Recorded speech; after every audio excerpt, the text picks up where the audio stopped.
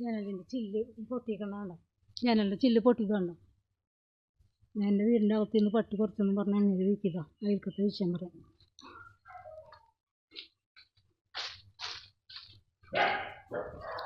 ഇത് കഴിഞ്ഞ പ്രാവശ്യം വീക്കിയപ്പോൾ ചുമരാണ് വീണ ഭാഗം. ഈ കുട്ടിയുടെ തലക്കൂടെ വീണ ആ കുട്ടി ചോര പറഞ്ഞ് മരിച്ചു. ഇതിപ്പോൾ എൻ്റെ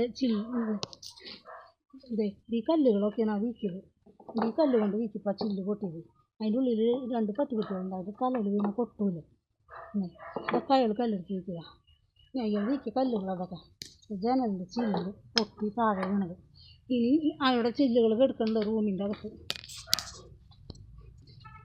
ഇതേമാതിരി ദ്രോഹം ചെയ്യാൻ പാടുണ്ടോ. പട്ടി കുരച്ചെങ്ങി അത് മുറിയുടെ അകത്താണ്. ജനലും വാതിലും അടച്ചിട്ടുണ്ടായിരുന്നു. ജനൽ അടച്ച് കുറ്റിയിട്ടുണ്ടായിരുന്നു, വാതിൽ ചാരിയിട്ടുണ്ടായിരുന്നു.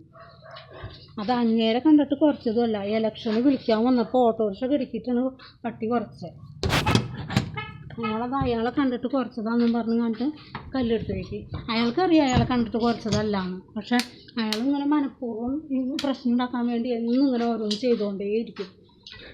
എൻ്റെ ജനൽ ഞാൻ താലിമാല പണയം വെച്ചുണ്ടാക്കിയതാണ്. അത് അങ്ങേര് കല്ലെടുത്ത് വീക്കി പൊട്ടിച്ച് കാട്ടിക്കളഞ്ഞത്. അങ്ങേർക്ക് ഇതിന് മുന്നേ ചുമരടർന്ന് വീണപ്പോൾ ഒരു കുട്ടിയുടെ തലയിൽ കൂടെ കല്ല് വീണ ആ കുട്ടി ചോര പറഞ്ഞ് മരിച്ചപ്പോൾ പോലീസുകാരൻ പറഞ്ഞതാണ് വെള്ളിക്കുളം സ്റ്റേഷനിലേക്ക് വേഗം വിളിച്ച് പറയും. ഞാൻ വാട്സപ്പ് വീഡിയോ പിടിച്ച് വിട്ടുണ്ടായി. പക്ഷെ അപ്പം ആ സാറ് ചാലക്കുടി സ്റ്റേഷനിലായിരുന്നു. ഈ പട്ടിക്കുട്ടികൾ രണ്ടെണ്ണം അറിയത്ത് വയ്ക്കുന്നത് ഈ മാതിരി കല്ലെടുത്ത് വയ്ക്കും. ഞാൻ അവിടെ കിടന്ന് ഉറങ്ങണതാണ്. എൻ്റെ തലയിൽ കൂടെയൊക്കെ വീഴില്ലേ. എന്തിനാണ് ഇങ്ങനെ ദ്രോഹിക്കണേ? ഒരു ദ്രോഹം അവർക്ക് നമ്മൾ ചെയ്യണില്ല. പക്ഷെ അവർ നമ്മൾ ദ്രോഹിച്ചുകൊണ്ടേയിരിക്കുക.